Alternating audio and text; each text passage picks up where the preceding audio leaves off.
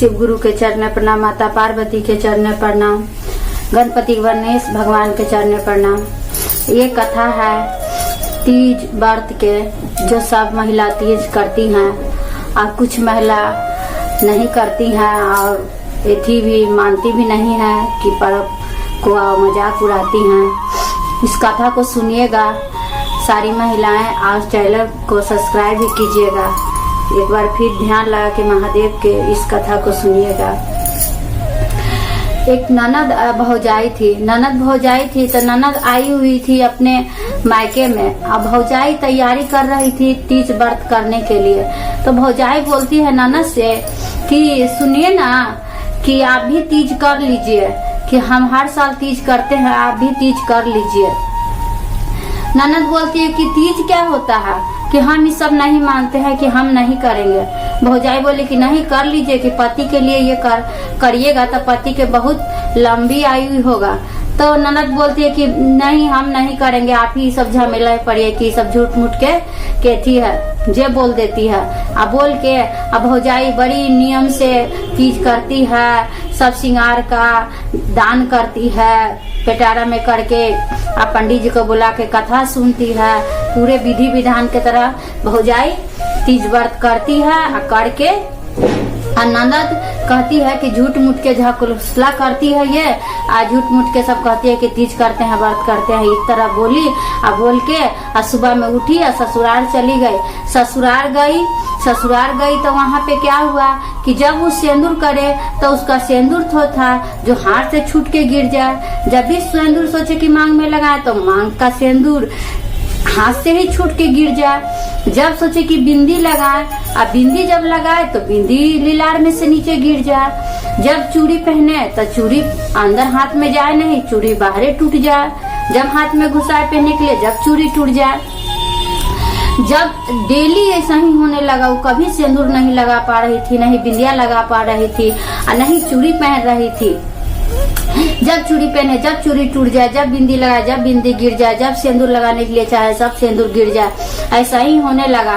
तो अपने सासू से बोली कि सासू माँ सुनिए ना कि आजकल हमरा संगे ऐसा हो रहा है कि सिंदूर लगाते हैं तो सिंदूर गिर जाता है, और देखिए ना चूड़ियों पहनते हैं तो चूड़ियों टूट जाता है, बिंदी लगाते हैं तो बिंदियों गिर जाता है, कि कुछ नहीं रहता है, कि काज निकाह हो गया है। तो सासू माँ बोली कि ठीक है, ऐसा बात है तो चलिए महादेव के मंदिर में एगो पंडित जी रहते हैं, बहुत अच्छे पंडित जी हैं, कि चलिए उनसे दिखाते हैं कि काहे ऐसे हो रहा है।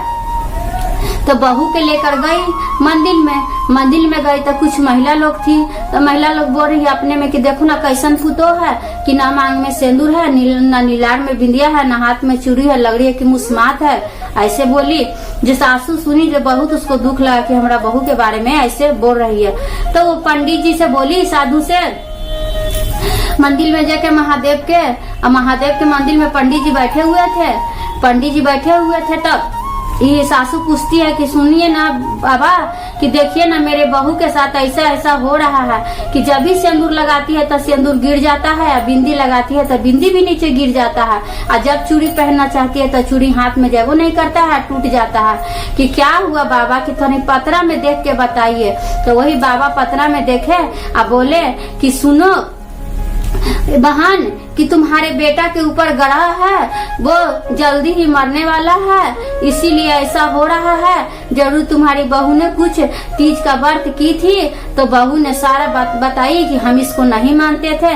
तब साधु बाबा बोले कि इसी कारण ये सब हो रहा है, कि तुम जाओ और बढ़िया से तीज का व्रत फिर से करो, और तब माता पार्वती और भोलेनाथ खुश होंगे और आशीर्वाद देंगे, तब तुम्हारा पति का आयु लंबी होगा। वो घर पर गई और जाके और वैसा ही पूरे नियम से तीज का व्रत का तैयारी की। 3-4 गो महिला को बुलाई और महिला को बुला के सब दान पुण्य जितना श्रृंगार रहता है जब पटेरा में करके दान की, और पूरे विधि विधान से पूजा की, और मांग में सिंदूर लगाई तो मांग में सिंदूर रह गया, लीलार पर बिंदी भी लगाई तो लीलार में बिंदी भी रह गया, हाथ में चूड़ी भी पहनी तो चूड़ी भी रह गया, कुछ नहीं टूटा नहीं गिरा, कुछ नहीं हुआ। तब उसको लगा कि सही में तीज का व्रत महान है। अब वो व्रत करके अपने पति का जान बचाई और फिर उसको विश्वास हो गया। इस तरह से वो तीज का व्रत पूरा की और वो हर साल व्रत करने लगी और एक दूसरे महिला को भी बताने लगी कि तीज का व्रत क्यों जरूरी है। इसीलिए तीज का व्रत कीजिए और सब कोई महादेव और भोलेनाथ का आशीर्वाद पाइए। और जितना हो सके जब भी कोई पर्व आए तो करने का कोशिश कीजिए। कभी किसी पर्व के बारे में मजाक मत उड़ाइए। इस तरह महादेव सब पर दया करे, आप पर भी दया करे और सबका सुहाग भाग बनैले रहे। हर हर महादेव।